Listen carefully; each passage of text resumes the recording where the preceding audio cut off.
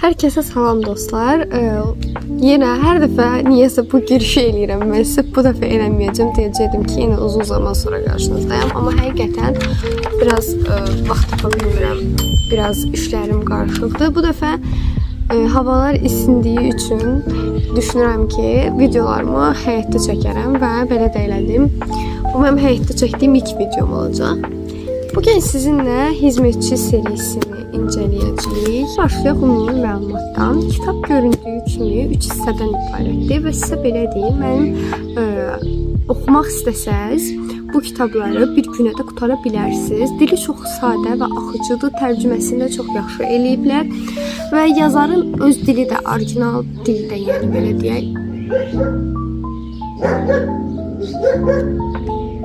Kitabda ən sevdiyim şey nədir? Ondan danışım. Kitab bildiyiniz kimi kitabda 3 fərqli cinayət hadisəsindən danışacaq və burada ən sevdiyim şey xarakterlərin dilindən, qarşı tərəfin də dilindən yazır. Məsələn, mən cinayətkaram və cinayət qurbanı da filan kəsdir. Bu kitabın müəyyən bir hissəsi cinayətkarın, müəyyən bir hissəsi məsələn necə deyim də qurbanın dilindən yazılmış kimidir. Məsəl üçün, gəlirsiniz 37-ci bölümü oxudunuz və sonra artıq 2-ci bölümdə, yəni 38 başqasının dilindən yazılır. Yəni belədir. Çox qəşəngdir.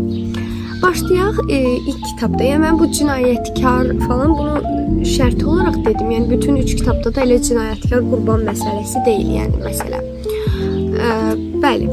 Mən buraya sizin üçün qeydlər götürmüşəm ki, çox uzun danışmayım. Həm də spoiler olmasın deyə qeydlərimə baxa-baxa sizinlə bu kitablar haqqında danışacağım. Deməli, başlayaq birinci kitabımızdan ki, Milli kimdir?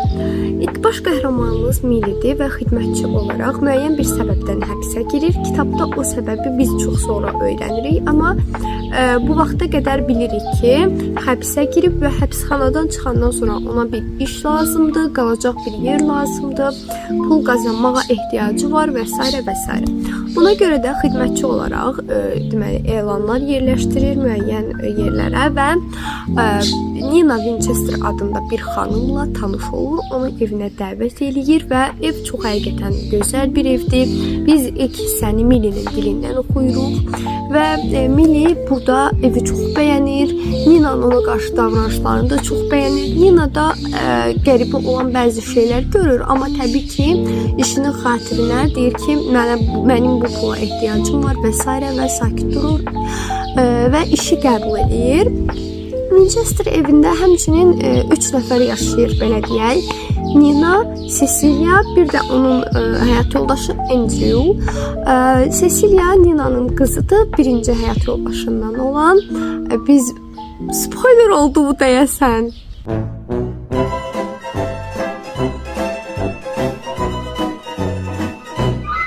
Biraz çox belə ərköyün büyüdülmüş, özündən razı, heç nəyi bəyənməyən, belə tipli bir uşaqdır. Zaman keçdikcə Milli görür ki, Nina'nın davranışlarında bir qəribəlik var, amma yenə dediyim kimi susur. Andrew deyir ki, o biraz başdan xəstədir, belə desək, başdan xarab da olur, belə şeylər və s. və s. Və günlərin bu arada Nina o evə gedən, Milli o evə gedən gündən bəri ona bir otaq verilir və bu otaq çox qəribədir, çox kiçik bir otaqdır, tavan arasındadır və çox kiçik bir pəncərəsi var, qapısı xarabdır, bağlanır öz-özünə, yəni açılmır, kilitli qalır orada bəzən.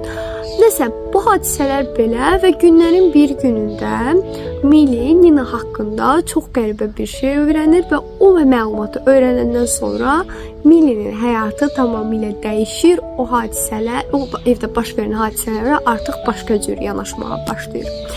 Yəni belə, ilk kitabımızdan danışa biləcəyim şeylər bu qədərdir. Mən sonunu təxmin edə bilməmişdim. Çox qəribə bitmişdi. Sonu gözləmədiyim kimi bitmişdi və belə qalmışdım ki, necə yəni, necə bunu normal qarşıladılar falan və s. Bu tipli bir şey olmuşdum. Oxuyanda biləcəksiniz kimin nəyi normal qarşıladığını nəzərdə tutduğumu. Bu belə. Bu kitabda Milli artıq başqa bir evdə yenə xidmətçi olaraq işə başlayır və bu dəfə yenə bu qəribə hadisələr onun yaxasını buraxmır. Bu qızın başından bəla əksik olmur. Və Milli bu dəfə Wendy Craig və Douglas Craig adlı iki şəxsin evinə gedir. Amma bu evdəki qəribəlik nədir? Ancaq Douglasla, yəni belə deyək də, dialoqları var burada. Wendy ilə Douglas ona tapşırır ki, mənim həyat yoldaşım xəstədir, onun otağına əsla girmə və onunla söhbət eləməyə belə çalışma. Yəni Milli də işinin xətrinə bununla razılaşır, deyir ki, mənim nəyimə lazım belə deyək. Amma bir gün şeytanın bacağını kırır və o otaqdan ağlama səsləri gəldiyi üçün gedir otağın qapısına açır və o hadisədən sonra hər şey dəyişir və kitabda əsas baş verməli olan hadisələr baş verir. Bu kitabı mən daha çox sevmişdim, çünki bunun hekayəsi mənə daha maraqlı gəlmişdi. Biraz daha qəribə idi, daha maraqlıydı. Birinci kitab təbii ki şedevrdir, o başqa məsələ, adamı cəlb edir, amma ikinci kitabın hekayəsi mənim daha çox xoşuma gəlmişdi. Bu kitabda artıq Milli ailə həyatı qurur və onun 2 uşağı olur, bir oğlu və bir qızı və başqa şəhərə belə deyək köçürlər. Orada yaşadıkları müddətdə isə qonşuları çox qəribə tiplərdir. Onlar haqqında oxuyuruq. İlk hissələrdə heç nə qəribəlik yoxdur, sadəcə qonşuları haqqında oxuyuruq, biraz qəribə tiplərdir. Təsəvvür edin, bir qonşusu var, uşağının belə məktəb sukasına zəncir taxır falan, belə çox qəribə tiplər var, qəribə adamlardır. Və burada nə olur? Artıq onların əsas qonşuları Suzette və Jonathan adlı qonşuları var. Adını düz demədim də bəlkə də. Nəsə, bu qonşular Suzette Millinin həyat yoldaşına bir dəqiqə yürüyür və bu da kitabda Millinin xoşuna gəlmir. Biz Millinin iç səslərini oxuyuruq buradan və fərqli hadisələr baş verir. Kitabın sonunu nisbətən təxmin etmək olur.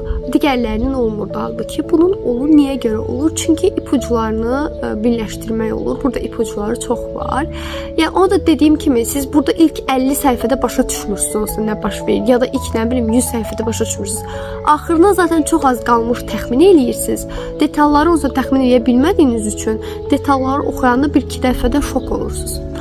Bu kitabda biraz həssas şeylər var. Mən bunu oxuyanda biraz pis olmuşdum.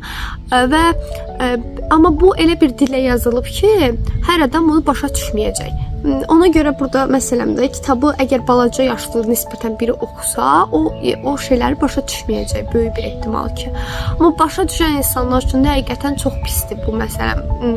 Nəsə, çox oralara girmək istəmirəm. Kitablar bu şəkildə idi. Mən Trendyoldan almışdım bu arada. İstəsəniz linkdə sizinlə bölüşərəm. Endirimdə almışdım. Belə qutulu set şəklində almışam. Və məncə oxumağa dəyər bir kitabdır. Sizə bir çox şey qata bilər. Yəni çox belə gözlənmədən olur hər şey. Gözləmədiyiniz hadisələr baş verir. Psixoloji olaraq bəlkə də sizə təsir edə bilər. Yəni amma dili elə bir şəkildə yazılıb ki, yəni sizi narahat eləyəcək şəkildə deyil. Yəni bu qədər. Alın, oxuyun. Yəni məncə çox maraqlıdır. Videonu izlədiyiniz üçün hamınıza təşəkkür edirəm. Kanalıma abunə olmağı, videomu like eləməyi unutmayın. Bundan başqa bu tipli mənim digər videolarım da var kanalımda. Keçid eləyib onları da izləyə bilərsiniz. Mənim sosial şəbəkələrim var. Instagram və yaxud TikTok platformalarından da məni izləyə bilərsiniz. Növbəti videolarda görüşərik.